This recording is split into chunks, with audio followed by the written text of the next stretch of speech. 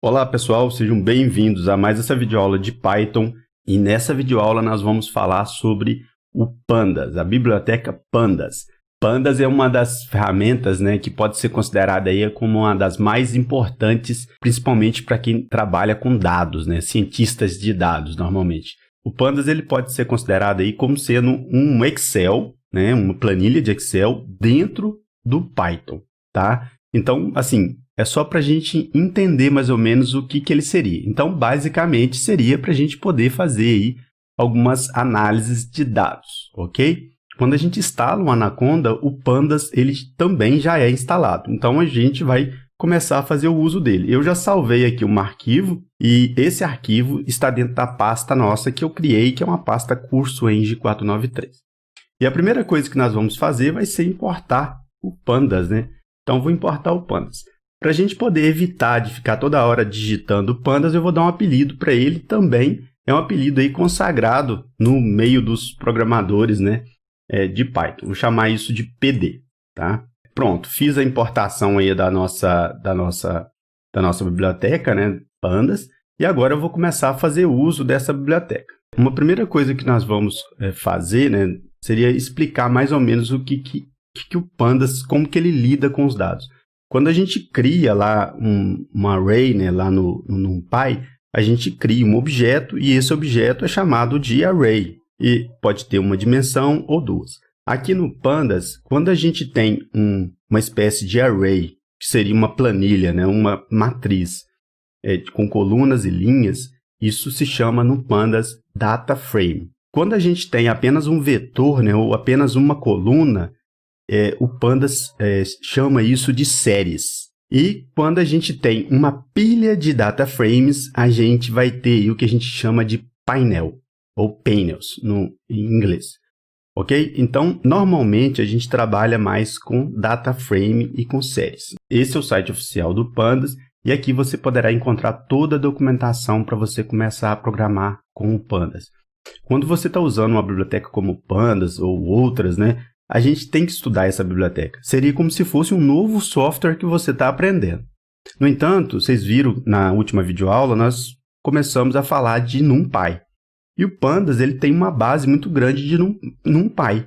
Então, acaba que facilita para a gente o entendimento do Pandas, uma vez que a gente entende o NumPy. E assim a coisa caminha de forma mais fácil. Então, à medida que você começa a entender, você começa a avançar para outras bibliotecas de uma forma muito mais rápida, Então, essa que é a vantagem.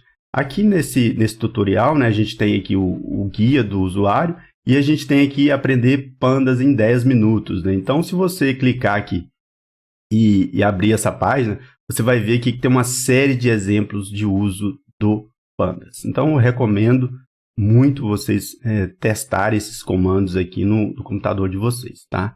Então, tá aqui, voltamos para o nosso código Python e a primeira coisa que eu vou fazer aqui vai ser criar um data frame. Então, vou chamar esse data frame de df.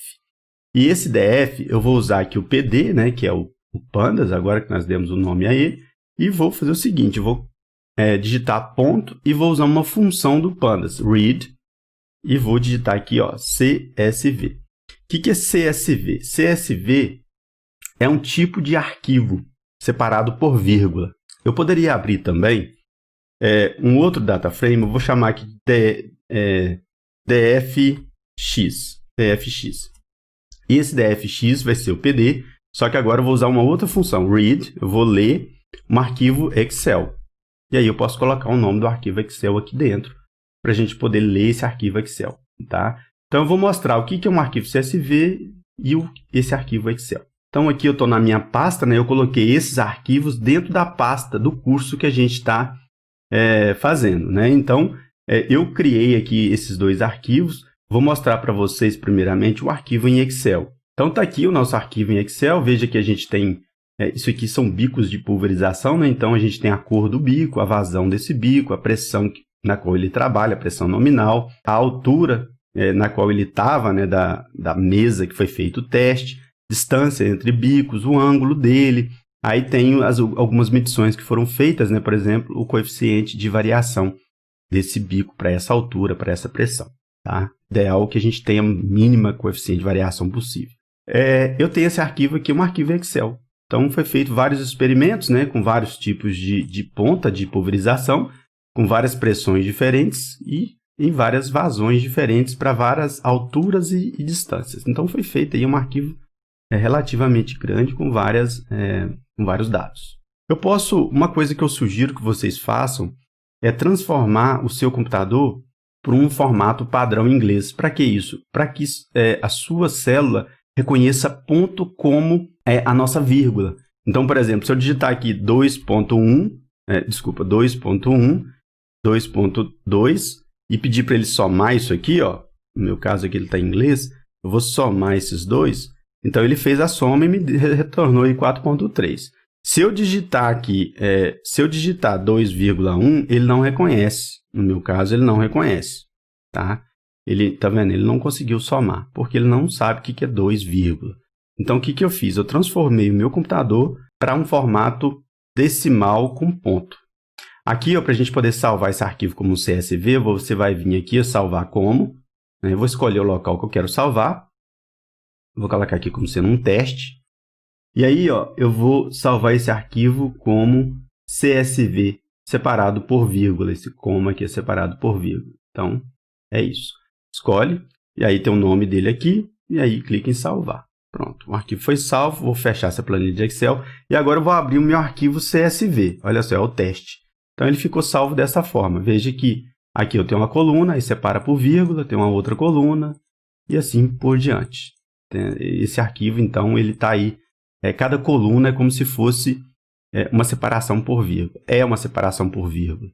Quando a gente faz no sistema português, aí para não confundir, né, porque o português utiliza vírgula em separador decimal. Aí para não ficar vírgula separador de decimal e vírgula para separar colunas, ele coloca ponto e vírgula para separar colunas. Tá? Então é um pouco diferente. E aí talvez se o sistema de vocês for o sistema português, vai ficar dessa forma o CSV separado por vírgula. No caso, se tiver em inglês, vai ficar dessa forma aqui. Para você transformar o seu sistema em inglês, só você ir no painel de controle. Então, para quem está trabalhando com dados, né, você vai vir aqui no painel de controle, regiões, e aqui, ó, o que eu faço? Eu troquei aqui, eu coloquei formato inglês Estados Unidos. Estava português, coloquei inglês Estados Unidos, e aí ele formata todo o meu computador para inglês. Essa é a forma mais fácil de se fazer. Você poderia fazer isso fazendo configurações adicionais, deixando em português e fazendo configurações adicionais. Aí você escolhe o que você quer, tá? Eu troquei tudo, tá? No entanto, aí a data fica trocada, tem que tomar um pouco de cuidado, tá bom? Mas é assim que a gente troca. Pronto, voltando aqui para o Python, né? Agora eu tenho que indicar para o nosso Pandas, né? Quem que é o nosso arquivo. Então, veja, não sei se vocês se lembram, né? Eu tenho aqui uma aba que é explorador de variáveis e tem uma aba que é explorador de arquivos. E essa aba, ela mostra para mim os arquivos que está dentro dessa pasta aqui, ó.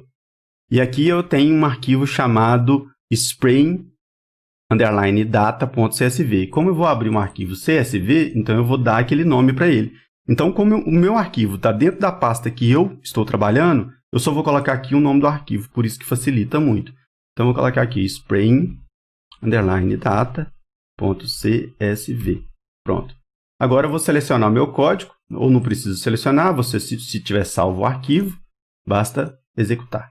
Então, executando, eu vou aqui novamente em variáveis, explorador de variáveis, e aqui vai estar o meu arquivo dentro agora do Python. Então, agora eu posso manipular esse arquivo, que era um arquivo aí CSV, aqui dentro do Python. E veja que a gente tem umas linhas aqui, ó, NaN, né, que seria nada, né, não tem zero coisa aqui dentro. Beleza, agora eu vou abrir o arquivo em Excel. Vou chamar esse aqui de dfx, e aí eu vou colocar o pd.read Excel, e vou dar o nome do arquivo, spring_data. Agora a extensão dele, xlsx. Aí fecha a sua aspa. Lembrando que se você começar com aspas duplas, você precisa terminar com a aspa dupla. Vou selecionar meu código, Ctrl Enter. Pronto. Agora eu vou no explorador de variáveis e aqui vai estar o meu arquivo da mesma forma que foi feito o outro.